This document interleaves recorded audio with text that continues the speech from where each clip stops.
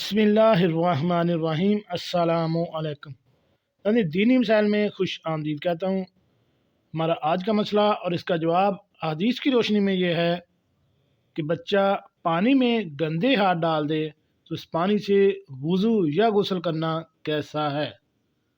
नाज़रीन, ये हमारा आज का सफ़ा नंबर या डे है 279। ये हमारी किताब का हवाला है ख़वातीन के मसाइल और उनका हल।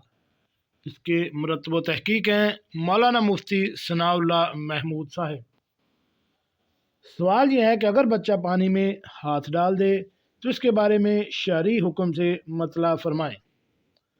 नाज़रीन, सवाल का जवाब यह है कि अगर इल्म हो कि बच्चे का हाथ यकीनन पाक था तो बिलाशुबा वज़ू दुरुस्त है, और अगर पलीद होने का यकीन हो तो फिर किसी भी सूरत में दुरुस्त नहीं, और अगर शक हो तो भी एहतियातन का तकाजा है कि इस पानी से वज़ू ना किया जाए।